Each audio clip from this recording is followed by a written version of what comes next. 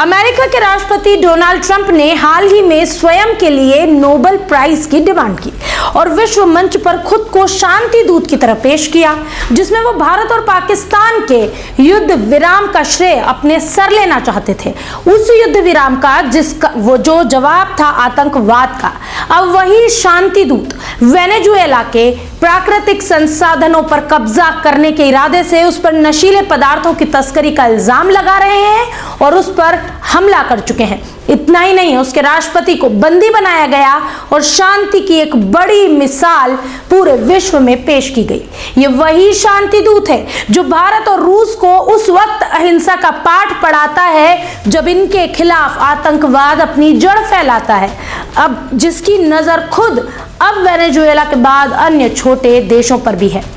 Venezuela के बाद Trump किन देशों को अपना निशाना बना सकता है? अमेरिकी राष्ट्रपति की धमकियों को लेकर यूरोप के देश में क्या और क्यों डर फैला है? ट्रंप अगर आर्कटिक में स्थित एक क्षेत्र में दिलचस्पी दिखा रहे हैं तो आखिर इसका क्या कारण है? इसकी वजह क्या है?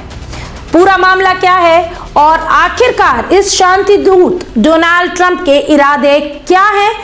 आइए जानते हैं। नमस्कार, मेरा नाम है कनुप्रिया सत्तन और आप देख रहे हैं राष्ट्रीय जनभावना। अमेरिकी सेना की तरफ से वेनेजुएला पर हमला और राष्ट्रपति निकोलस मादुरो को बंधक बनाए जाने की घटना ने पूरी दुनिया को हैरान किया है और साथ ही साथ इन्होंने उस नोबेल प्राइज की मांग करने वाले डोनाल्ड ट्रंप के चेहरे से पर्दा भी हटाया है, जो अपने आप को बड़ा शांति दूत कहते हैं।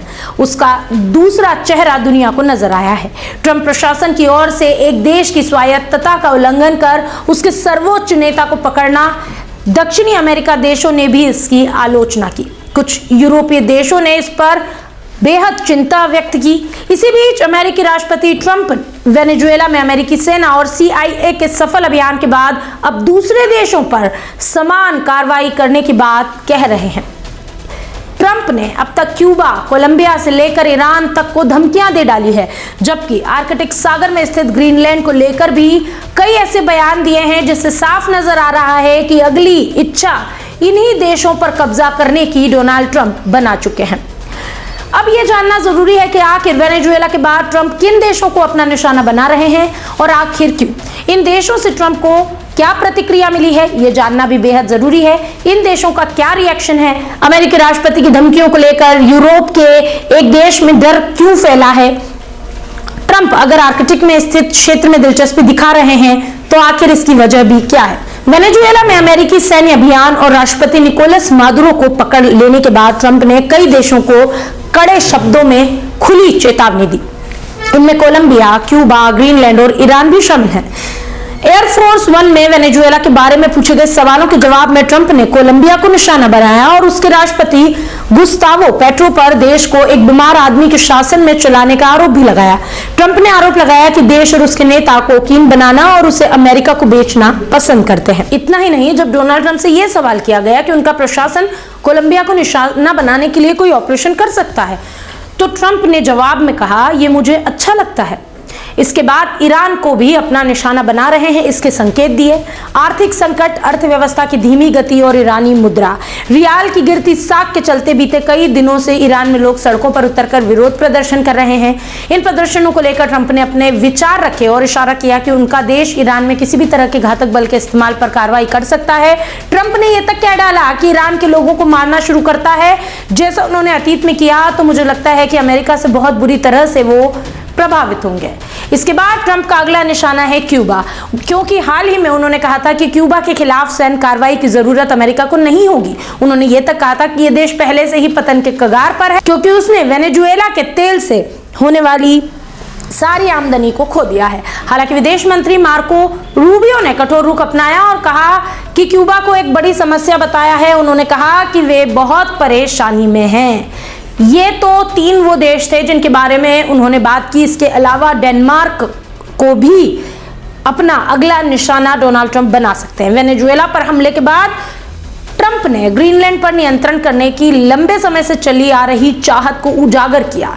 उन्होंने बड़ा दावा किया कि अमेरिकी सुरक्षा के लिए डेनमार्क को निशाना बनाना बेहद जरूरी है और यह भी कहा कि हमें ग्रीनलैंड चाहिए। इतना ही नहीं, ट्रंप ने जोर दिया कि डेनमार्क यानी कि ग्रीनमार्क ग्रीनलैंड जो है उसे संभाल नहीं पाएगा। हालांकि ट्रंप के इस रवैये को लेकर डेनमार्क के प्रधानमंत्री मेटे ने चिंता जताई और उनकी टिप्पणी को खारिज भी किया और यह भी कहा कि ट्रंप ने इस द्वीप पर कब्जा करने के लिए बल प्रयोग की इच्छा दिखाई थी।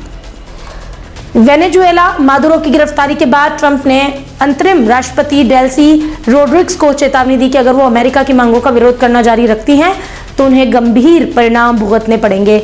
मादुरो पर की गई कार्रवाई से भी गंभीर होगी।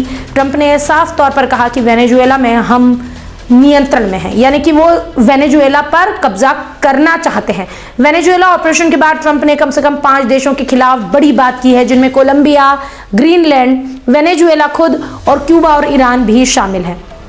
ऐसे में डोनाल्ड ट्रंप, जो कि अपने आप को शांति दूत कहते हैं, और भारत जब पाकिस्तान के खिलाफ हमले करता है तो उसे रोक देते हैं, साथ ही साथ यूक्रेन और रूस के बीच चल रहे युद्ध के दौरान भी वो शांति दूत बनने का काम करते हैं। सवाल ये उठता है कि उनके देश पर इन 5 में से किसी ने भी कोई हमला नहीं किया था। जो भी आरोप लगाए हैं उसके सबूत अब तक डोनाल्ड ट्रंप पेश नहीं कर पाए हैं। ऐसे में ये शांति दूत के डबल चेहरे नजर आते हैं। आपको क्या लगता है, क्या वाकई डोनाल्ड ट्रंप को या अमेरिका को कोई खतरा है इन 5 देशों से? और अमेरिका ने जो कदम उठाया वेनेजुएला के खिलाफ, वो कितना सही है, कितना गलत? डोनाल्ड ट्रंप के बारे में आपकी क्या राय है? कमेंट बॉक्स में हमें जरूर बताएं। देखते रहिए राष्ट्रीय जनभावना।